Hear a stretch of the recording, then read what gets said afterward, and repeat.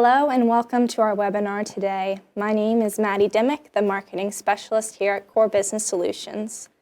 CMMC was developed in order to protect certain information and data related to DoD programs and contracts.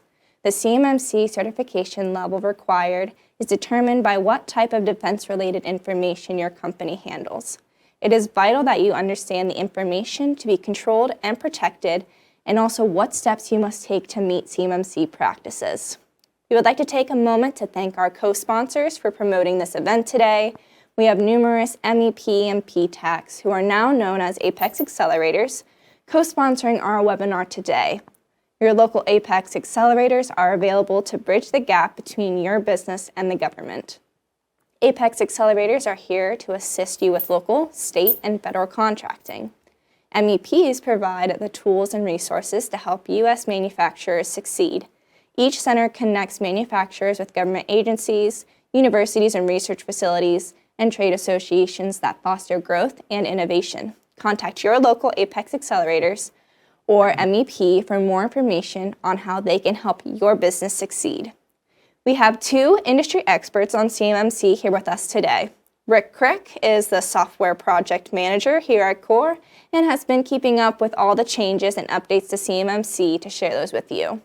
Renee Ferry is the Customer Success Manager here at Core and has been keeping up with all the changes to share those with you today as well. Thank you. You're very welcome. We are going to start off with a quick poll to kind of gauge where you guys are at and your understanding of FCI and CUI. I'm going to launch that. Feel free to answer that, just so we know how to tailor this conversation today. While you guys are answering, Renee, we're going to kickstart this with you. Sure. So you speak a lot with our customers and talk with them about our programs. Yes. What do you hear from customers about FCI and CUI? The most common things that I hear from customers when we first get on a call is, first, either they don't know what CUI is or whether they even handle it. Secondly, they wonder whether they really need to be compliant. And lastly, they ask about the difference between FCI and CUI so that they can determine what level of the upcoming CMMC certifications they will need to be compliant to. Nice. Fantastic. Thank you, Renee. You're welcome. It's very good insight to know what a lot of customers are dealing with from day to day. So our question, let's go back to our poll. We have some answers coming in. So I'm going to share those. So the question was, have you already had FCI and CUI training? 9% said yes, 63% said no, and 28% said only a little bit.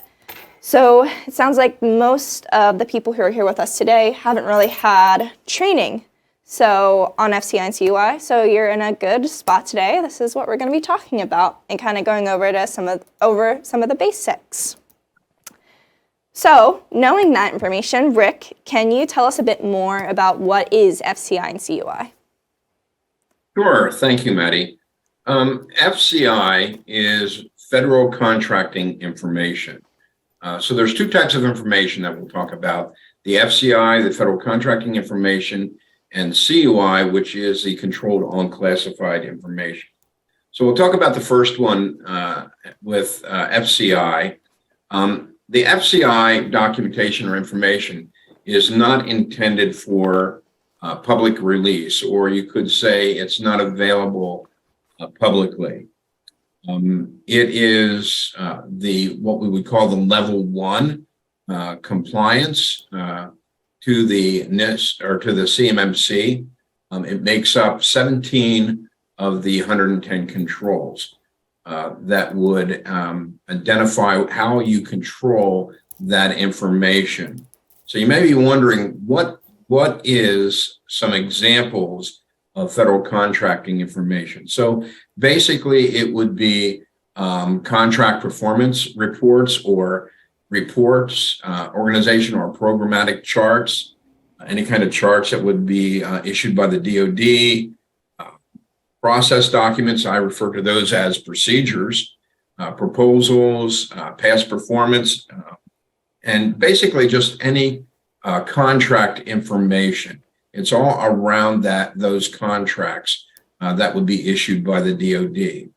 The second type of information is dealing with what we call CUI, the Controlled Unclassified Information.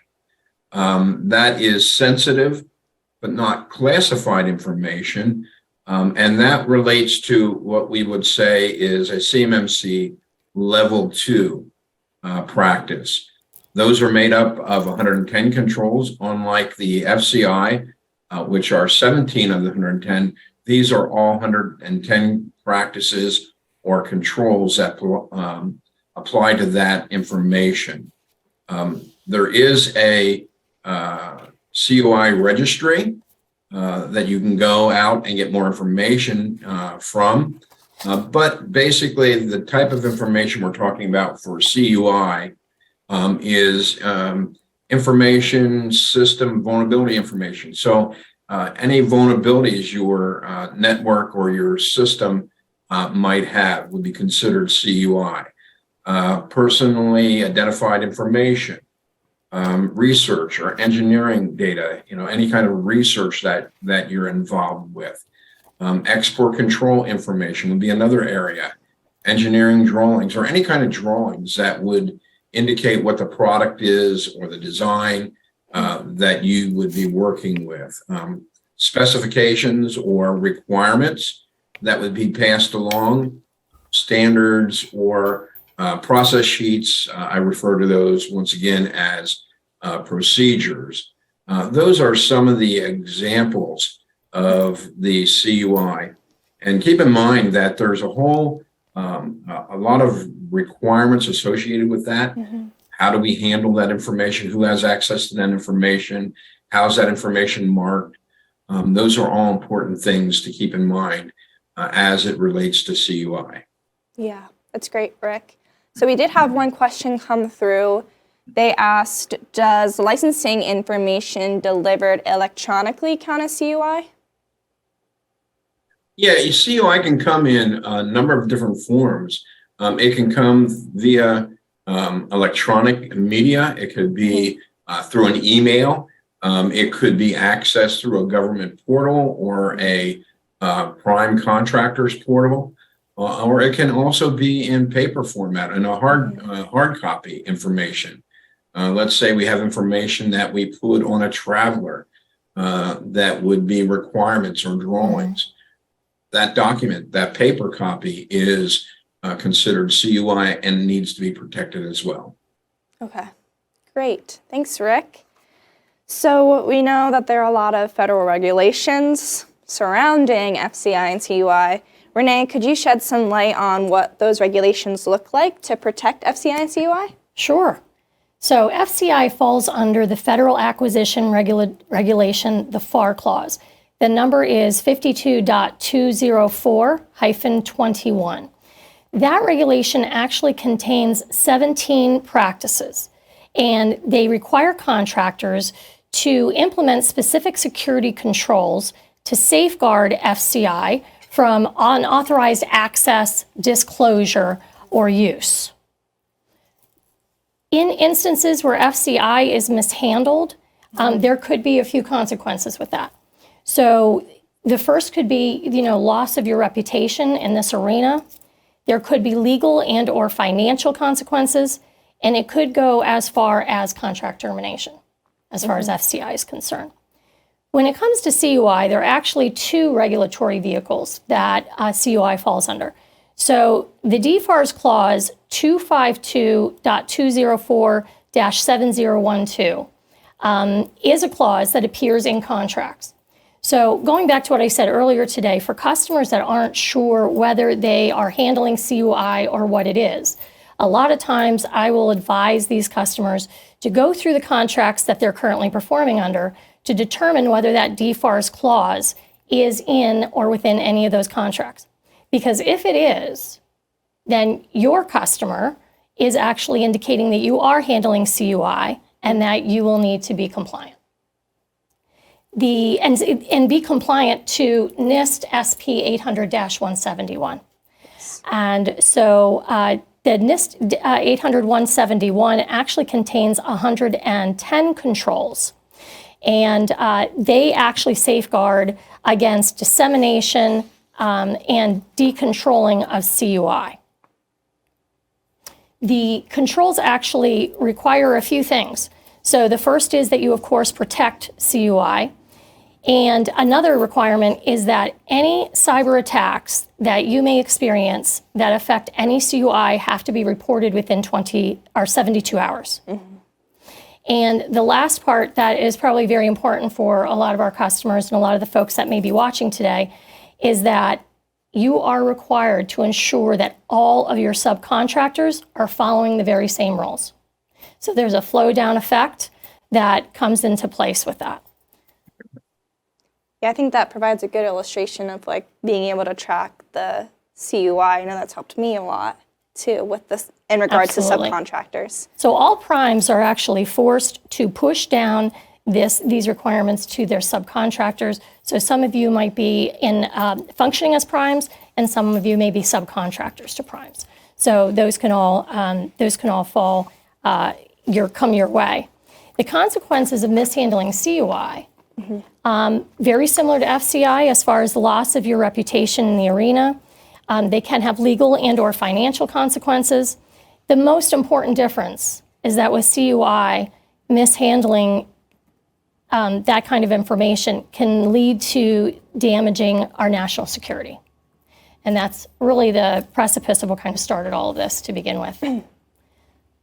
Excellent. Thank you, Renee. You're I welcome. think that provides a good way to summarize and boil down some big topics into some nice little chunks to take away. Yes. So thank you for that. You're welcome.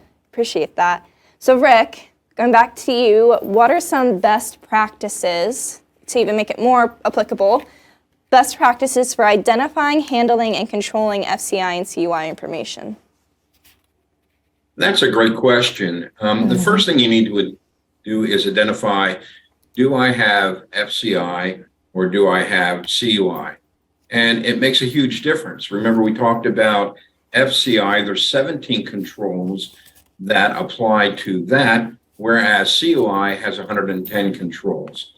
So it helps for you to narrow the scope. If I know I only have FCI, then I'm looking at 17 controls. So the first step that you want to do is identify, do I have CUI or do I have FCI?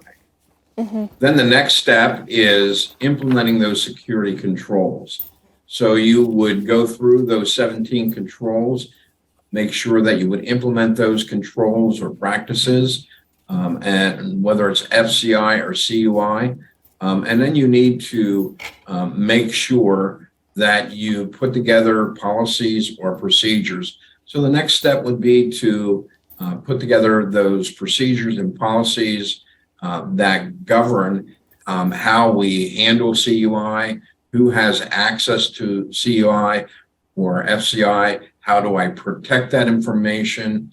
All those things are important and part of the requirements from the DoD. The next part is to train employees. It's nice to have all the security in place from a technical perspective. We've written policies and procedures to give us guidance. But one of the biggest weaknesses is a failure to train our employees. Mm-hmm. Sometimes they can be considered the weakest link. So training employees to those areas that are applicable to them, anything from just being aware of your surroundings as you're accessing FCI or CUI, who is around your environment and things like that.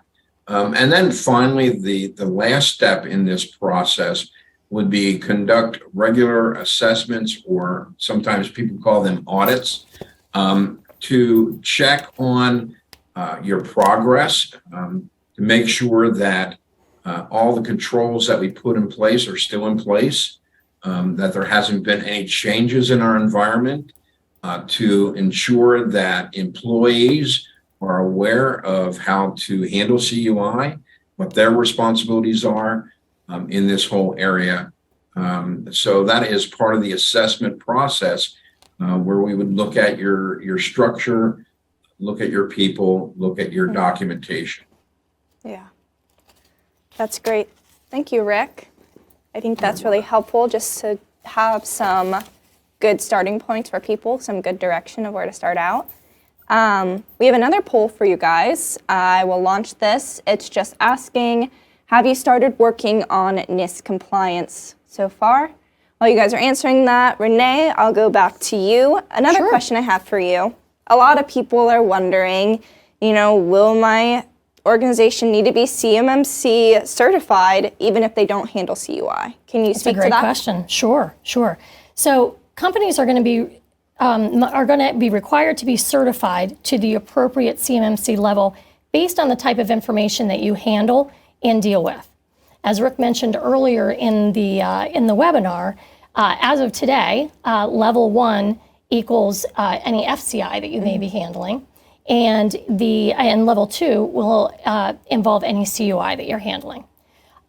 So one of the most important points, and I'm sorry that I have to deliver this news, but anybody that is a prime can force you to be compliant whether you're handling CUI or not. So there may be primes out there that are feeling like they just want to have the same consistent requirements across the board of all their subcontractors. And if that occurs, you will be required to be compliant in order to continue to function under that contract, whether you're handling CUI or not. Now, CUI is not always marked, so it becomes a challenge. Could be a puzzle a little bit. CUI isn't always marked. So Rick and I always advise folks that when in doubt, treat everything as CUI. Mm-hmm. Yeah, that's a great point. And someone just asked if it's up to them to identify FCI and CUI status. Well, I'm going to answer this. I'm going to let Rick step in and add to what I'm going to say. So I think we talked a little bit earlier in the call about really needing to know and understand the information that you have, so that you know how you have to handle it, and so that you know which of the requirements apply to you and which ones don't. So I would say, yeah, they're going to need to figure it out. Or, Rick, would you go so far as to say that if they treat everything as CUI, then they're probably going to be safe? Yeah, and that's true. I think in theory, the DoD is supposed to identify CUI and FCI. Your prime contractors, if they're passing information down to you, should identify that as CUI and FCI. In practicality, that doesn't always happen. So a couple things that you'll want to do. Number one, you might want to contact the contracting officer and let them know that we're pretty sure this is CUI and it wasn't marked. So they're aware of the issue, or maybe contact your prime and let them know that, hey, we're pretty sure this is CUI, it wasn't marked. Try to get them to mark it appropriately. But ultimately, you want to handle it. If it's in your possession, whether it's marked correctly or not, you need to protect that information. So as Renee mentioned, if in doubt, treat it as CUI, and you will never run into problems. And the other thing that you can go back to are whether you're falling under whether the FARS clause is listed in your contract that you're functioning under, or whether the DFARS clause is. If it's the FARS clause, then it's FCI, and if it's the DFARS clause, then it's CUI. So that's a handy way of trying to figure out whether you're subject to it. They sure don't make it easy, do they, though? They do not. Thank you guys for clearing that up. I think that's a good direction about where to go, trying to figure them out, FCI and CUI, but just to be safe, you can always treat it as CUI. So you guys have responded to the poll. That's awesome. So in response to have you started working on NIST compliance, 34% said yes, 51% said no, not at all, and then 15% said that they're still waiting. So it looks like the majority said that they haven't started working on NIST compliance yet. I think that's pretty characteristic. It's hard to know when to start doing it, especially if you're not even sure if you handle FCI or CUI to know where to start. But anyways, Rick, could you go over some common misconceptions that a lot of people have with FCI and CUI? Sure. One of them would be FCI and CUI are the same things. Well, no, they are not. They're similar. Keep in mind the FCI has 17 of the 110 controls that apply to CUI. So there are similarities between the two of them, but there are differences as well. So no, they're not the same thing. They're different, but they're related to one another. So that would be one of the misconceptions, if you would. Another one would be that all FCI and CUI are classified.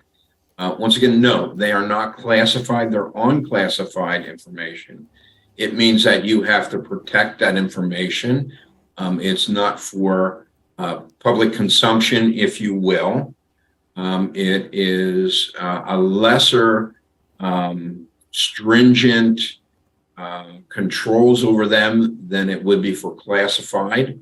But once again, they are not classified. They're unclassified documentation that once again needs to be protected, needs to be controlled, identified who has access, who doesn't have access, and so forth. Another misconception would be only government contractors need to comply with FCI and CUI requirements. Once again, that's kind of an ambiguous question. The reality of it is, no, not just the contractors, but think about the employees themselves need to know how to handle CUI and FCI. They need to know what kind of documents they're looking at, what kind of documents they're handling. They need to know that they're not supposed to be sharing that information or even putting that information on, out in the internet somehow. Once again, there are certain requirements that employees need to be made aware of. Another one is compliance with FCI and CUI is optional. I can meet those requirements or I don't have to. Nobody's looking over my shoulder. That's a huge misconception. Today, it is on the books. It's been on the books since 2017 that it is a mandate. It is a requirement passed down by the federal government that anybody that handles FCI or CUI must be compliant to the requirements. And if you are not compliant, it would jeopardize your ability to get contracts. And those contracts might be pulled from you. And once again, it was mentioned there's a flow down. So a contractor is supposed to have the same meet the same requirements as a contractor or the prime is. So a subcontractor could cause a contractor to lose their certification by not being compliant to the regulations here. The last one example would be FCI and CUI only apply to information stored on computer systems. Once again, that's not true. We mentioned a few minutes ago how that it can be a hard copy. It can be in printed format. That has to be protected. You need to define who has access to that hard copy. And then when it is done being utilized, either it has to be securely filed away under lock and key, if you will, or destroyed. So you have paper copy, hard copies, if you will, that go beyond just that stored on computer systems. Fantastic. Thank you, Rick. I hope those cleared some things up for you guys on just the difference between the two of FCI and CUI. I know it can be kind of confusing. We hope that cleared some things up. We have a few questions, so I think we'll move to the Q&A section. Here's a good one, another CUI example question. They asked, would a purchase order be considered CUI? Well, yes, a purchase order could be. It depends what kind of information is on that purchase order. If it identifies, let's say, a part or an assembly that would be considered CUI, then absolutely that purchase order could be considered that. If it is generic in nature, doesn't identify what that CUI or that part is that is being ordered or purchased, then it would not be. Another thing to keep in mind when we're talking about CUI is the item a COT, what we call COT, commercial off-the-shelf item. Once again, those are not considered to be CUI. So what I mean by that is, if that part or that product could be purchased by anybody out in the industry, not just the DoD, then that particular item would not be considered CUI unless there was some special configuration associated with that. But for the most part, what we call COTS, commercial off-the-shelf items, would not be considered CUI. But purchases, you'd have to look at that very carefully. What is the information that is on that document? Yeah, very good. Here's a good question for you guys. I'm sure this is on a lot of people's minds, and it's not super duper clear, but maybe you guys can clear it up for us. How do you get certified? I'm assuming to CMMC? Yet to be determined. Yeah. But Rick, you have a little bit more insight. Yeah, well, once again, there's two different areas that we've talked about. One is the NIST 800-171 compliancy, which is the law of the land today. Okay, that compliancy means that I have done a self-assessment of all 110 controls against my network or against where CUI will reside on my network. So scoping is important as well there. Compliancy today is different than certification. Compliancy means that I've gone through and evaluated where I am.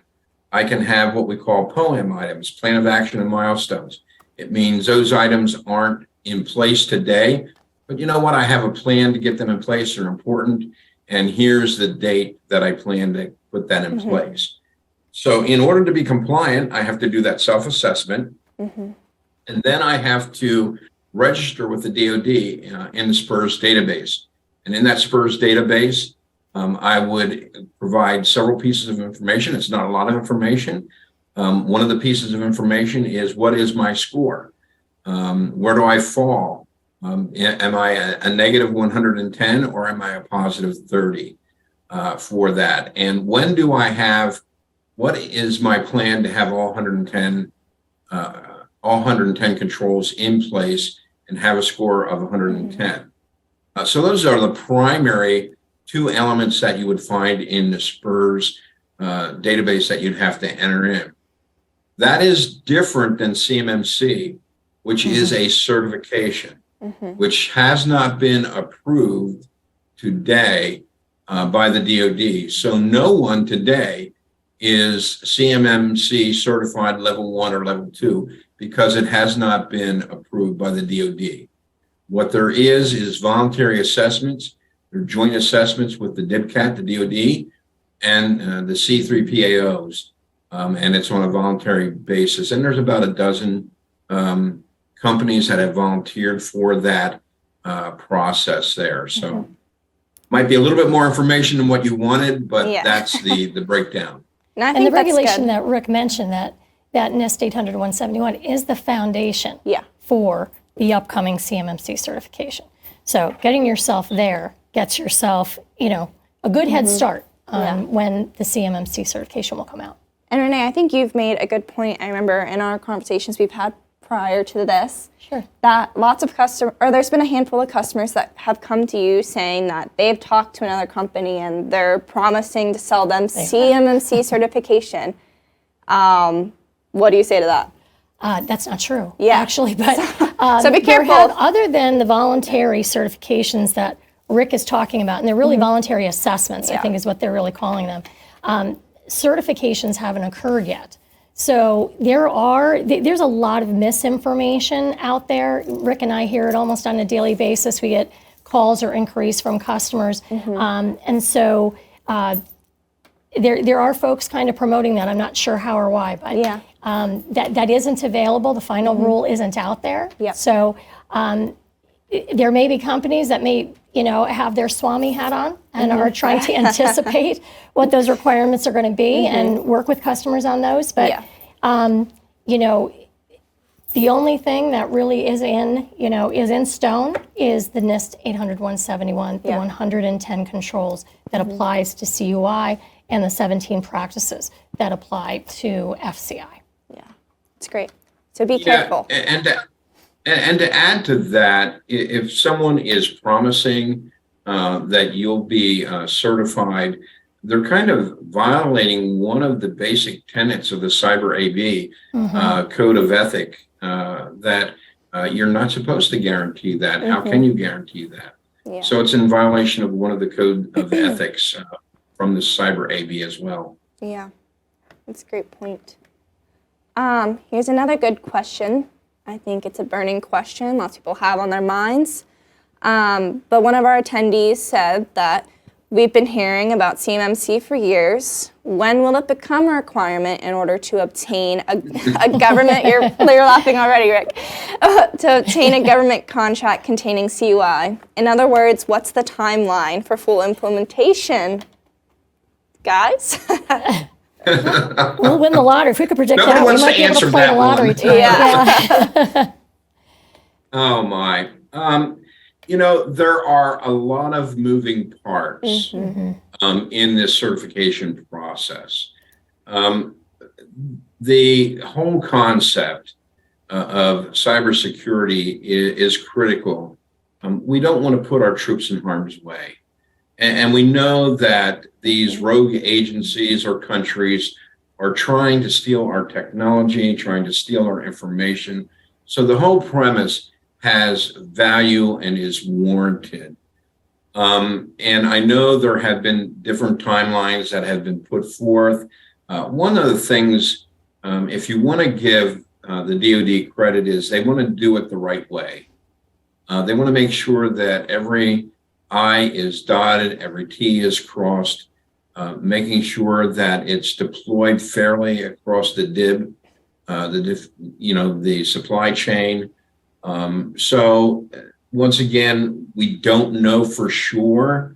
They were hoping to get the interim rule finalized here in the spring. And then there's debate, is it an interim rule or the final ruling? Timeframes for both of those are different. I say all that to say it's a very complicated process. And I do know it's been pushed out. And rumor has it, we're looking at later in the year, but I don't think anybody can give you a date. Yeah. So nothing, so nothing's set in stone as of now, just rumors, like you said. So another question we have is there a place that they can obtain the practices and controls for FCI and CUI, i.e. a guide or a website? Any of you guys? Yes, the Cyber AB, if you put Cyber AB, they have a website where you can get the practices for the CMMC. And once again, as Renee pointed out, the NIST 800-171 controls are basically the same controls that you have for the CMMC. So once again, you could go out and look for the NIST 800-171 on the web, and you could get that as well there. Sweet. Thank you, Rick. So another attendee asked if in the DFARS 252.204-7012, it notes you must email the DoD Chief Information Officer if any security requirements specified by NIST SP 800-171 are not implemented at the time of the contract award. Do we still need to do that? Did you get that? Or saying do they need to contact the DoD Chief Information Officer if any requirements aren't implemented at the time of the contract award? So Rick referenced a little earlier that the NIST 800-171 requirements require a couple of things. Yeah. And he had mentioned that there is not the requirement that you have to be compliant to all of those controls today. Yeah. If you are not compliant to all of those controls today, you will have a POAM, which is a plan of action and milestones. Okay. So you will identify those that you're not adhering to today, but identify that you have a plan to adhere to them at some point. So that will be required to be entered into the SPRS database. So in all essence, you are kind of informing them of what you do not have in place. That's a good point. Do you have anything to add to that, Rick, or did Renee sum it up well? No, I think she did well. Once again, compliancy is different than certification. Yep. Right now, there is no That's a good certification point. process. Yep. It's compliant.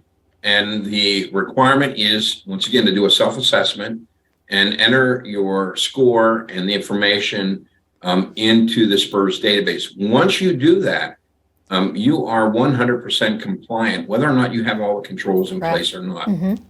Now, some people may be concerned, and some contractors out there are concerned with your score.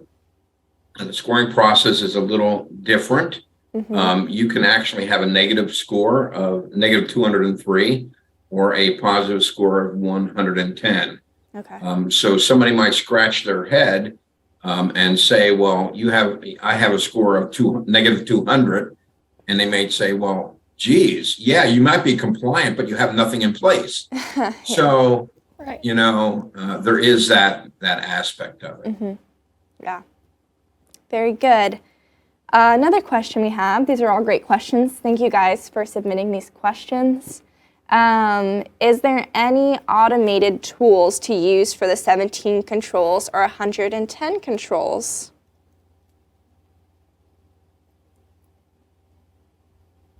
Anything that you guys know? I'm going to let Rick address that question. Automated tools. Once again, you have to define what you mean automated tools. There's nothing that I know of that you can plug and play into your network that will analyze all 110 controls. Yeah. Because keep in mind, some of the controls, how we have them defined, are in two categories: your technical controls and your organizational controls. And so even just the organizational controls themselves, policies, you'd have to evaluate, do I have all the policies that I need for meeting the NIST 800-171? So there's no real automated tool. There are templates or automatic templates, if you will, that help you create automatically your system security plan. So that can be automated, but it takes, somebody to physically enter the information. Am I meeting this particular control, and how am I meeting that control? That's tends to be a little bit of a manual process. Yeah. So we have a system that we use here at CUI. It's our software and our platform. I give Rick a lot of kudos because Rick worked with our programming team here in-house, and they created a great interface that we call our security suite. And so the security suite houses, and is specific to just housing, NIST and CMMC documents and materials. Now, it doesn't do the work for you, like Rick said. We have the system security plan, which is your assessment/system security plan, and your plan of action and milestones set up as what in a format that we call auto forms. And so to kind of give you a basic overview of what that is, that's basically you're just entering data into fields and answering questions. And so you will have to go through to do that. But Rick actually worked with the team to adopt and build in the DoD scoring methodology. So from the initial entries, it'll give you your score. And then every time you update or improve, it will actually recalculate your score, okay? That Security Suite also ties into some of our training that we've developed for NIST and CMMC as well, and is a really great project management tool for becoming compliant with NIST 800-171. So congrats to Rick and our internal team that worked really hard at doing that. We've had a lot of customers give us really great feedback about it. Definitely. Thank you, guys. That looks like that's all the questions that you guys had. If you have any more questions or want to know more about our software for helping with the controls and the security suite, we will have our contact information listed here in the next little bit. We actually just had one more question go through. I think we can answer this one quick. Sure. Contract may not be CUI, but will almost all government contracts eventually be considered FCI? I just looked, and none of my recent contracts have the FAR or DFAR standard. Okay. Did that make sense? Or do you need me to read that Well, again? so what I would say, if they don't conclude any FARs or DFARs, you're not pressured to be compliant as of today. Okay. Now, Rick, what's your thought on whether all government contracts? Yeah, no, not all government contracts would be considered FCI. Once again, it just depends on that particular contract. You'd have to read through that for clarification. And once again, it just depends. Some may not be, some may be. The point for CUI is to see if that DFARS clause is in there. And that's a good indication that you probably have FCI or CUI. Yeah. So that's what one of the milestones or flags, I guess, that I would look for to see if that is in the contract. Now, I'm working with customers, I'm working with quite a few customers who don't have the FAR or DFARs in any of their contracts currently. But they know, because of the direction of the company, they know they want to bid on government contracts down the road. And so a lot of them are taking the steps to become certified, or to become compliant, I should say, to become compliant to NIST 800-171, so that they are prepared, that when they're ready to bid on that contract, that they're ready to go. Yeah. So there are some companies making that decision. That's a good point. Yeah, and let me add something else here. Being a level 1, the 17 basic controls are really a good idea. Whether you have FCI or not, it's basic cyber hygiene that you should be doing anyway. Yeah. Whether it's government information or your own personal information of your organization. Every organization has proprietary information that you really don't want anyone to steal. Yeah. So at a very minimum, why wouldn't you want to comply or put those 17 controls in place? That's a great point, Rick. Yeah. Looks like we have one last question here. Where do you guys know of any places that they can get any templates for the document, like the incident response plan? That's what they asked. Is there any place with templates? So, as part of our program, of course, we offer templates. We're not the only one that's out there offering templates, but we do have policies and procedure templates that we've worked very, very hard on. And actually, to show the evolution of CMMC as it's come around, I think we started out with maybe 7 of those, I believe.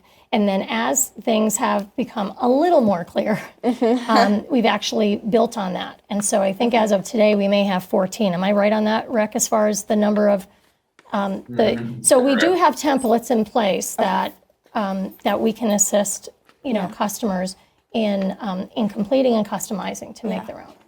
Yeah, like Renee said, there's other places that have documents. I don't know if we know of any offhand, but we do. We can only speak to what we have currently, Sure. and that's what we have.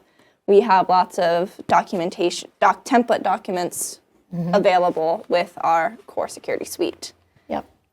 With that being said, if you have any more questions, again, our contact information will be popping up in a few moments. You can feel free to reach out with any more questions or if you need more information on anything.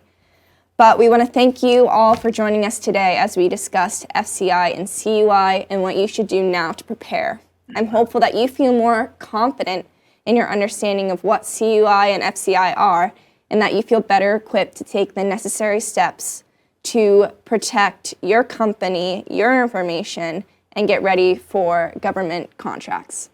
Members of our consulting team are available to help you better prepare for CMMC. Our experts are able to help you lay out a plan for CMMC and get your sensitive information secured.